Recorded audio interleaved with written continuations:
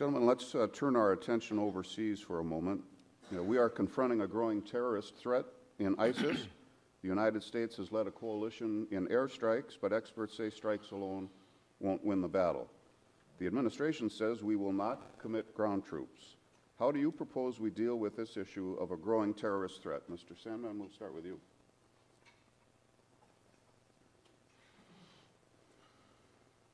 The first statement I'd like to make, America should not be the world's policeman. Our coalition forces need to step up and put their troops on the ground. I've been to war, I've seen war, and I've seen the damage it has done to our young men and women, both from the past and from the future. I've served 2 tours in Vietnam, so I know what the enemy is like, how they hide. But to risk our young men and women, I don't believe the United States needs to send our ground troops in. A limited air assault, what they're doing right now, I agree with that, but we need to have Saudi Arabia step up. They have the biggest air force in that region.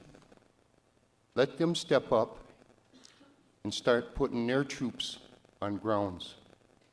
Let their troops face the danger. I'm sick and tired of the United States being called in to be the world's policeman. We need to step back. We need to bring our boys and girls home and let them fight it out over there. Because they have the resources, they have the funding from the United States to do that. And by God, they should step up and save our young men and women, not put their lives in danger.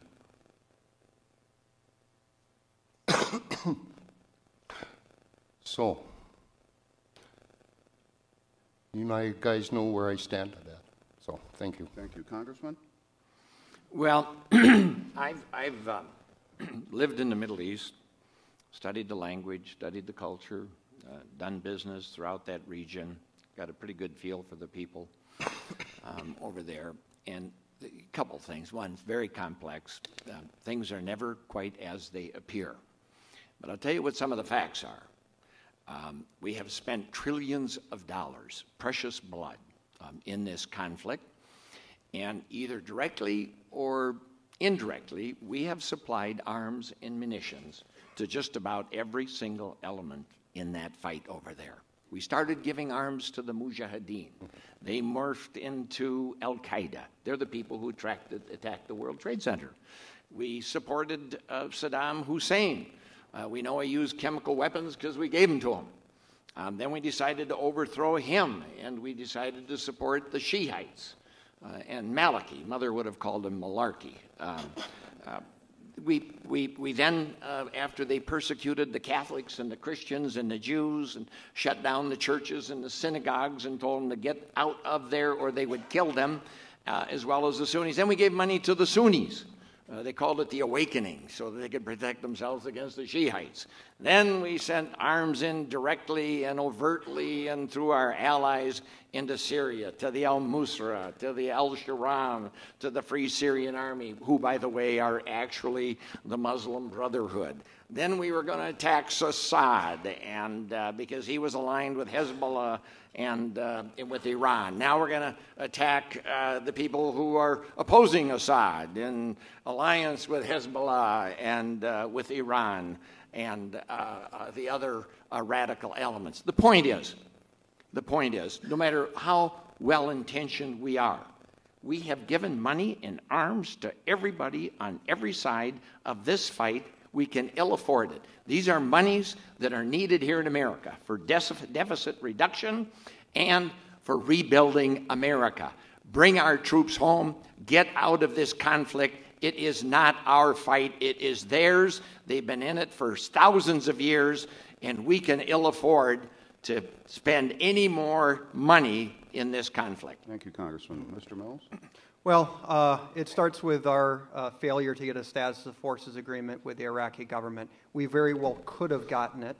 The fact that we prematurely withdrew our troops from Iraq created a vacuum. Into that vacuum was filled up by bad people doing bad things. Al-Qaeda is not on the run. They have not been decimated. What we've done is we've given them a country.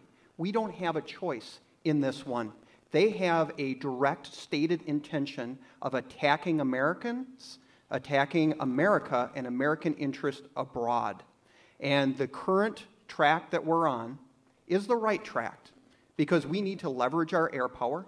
We need to work with our allies in the region, whether it's Saudi Arabia, whether it's Turkey. It looks like they're getting interested, and it's right in their interest to make sure that we crush the threat of ISIS, or the Kurdish Peshmerga, partnering with them, or properly vetted, the operative words is properly vetted moderates, making sure that we're able to give them the training and the arms, the logistical support, and the intelligence they need so this particular coalition can be successful at undoing our mistake of creating the vacuum. Thank you. Thank you, Mr. Mills. Mr. Sandman, would you care to respond? Well, I agree here with Mr. Nolan. We need to stop selling arms to all those people over there. We need to bring our people home. They've been fighting for how many thousands of years? And I don't believe we're doing them any favors by supplying arms to there. We need our boys and young women home. We need to stay out and quit trying to be the world's policeman. We need to take care of what's happening here in the United States. Thank you. Congressman? I want to reiterate that we have no friends in this conflict. Inevitably, it's the arms that we send that are used against us. And even if you think it's a good idea, we can ill afford it. It's bankrupting this country. It's bankrupting our nation. Those are monies we not only need to rebuild America, those are monies that we need to protect and take care of the veterans when they come home. We have a sacred obligation to take care of veterans who have served and protected us, to serve and protect them when they come home. And I've been committed to that.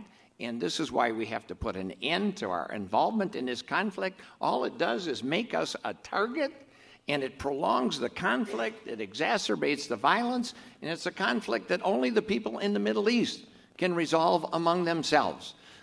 Everyone has said, if we're going to resolve it, we have to put boots on the ground. We have to be there for another 25, 30, 40 years. Well, America will not be around in another 25, 30 years if we keep spending these billions and billions of dollars in nation building abroad at a time when America's bridges are falling down, our veterans are not being taken care of, and we need to use those monies and those energies for deficit reduction and rebuilding America. Thank you. Mr. Mills? Well, there's one thing in there that I agree with, and that's that we have to take care of our veterans. We haven't done a very good job with it in the past, but we have to do a better job. Everybody gave some gave all. And it's something that we just as a country have to make that a priority, that if we're going to be sending men and women abroad to fight our wars, we have to take care of them when they come home. But we don't have a choice in this. We can't bury our heads in the sand while there are people being beheaded, Americans being beheaded in the sands of the Middle East. Thank you. Thank you very much.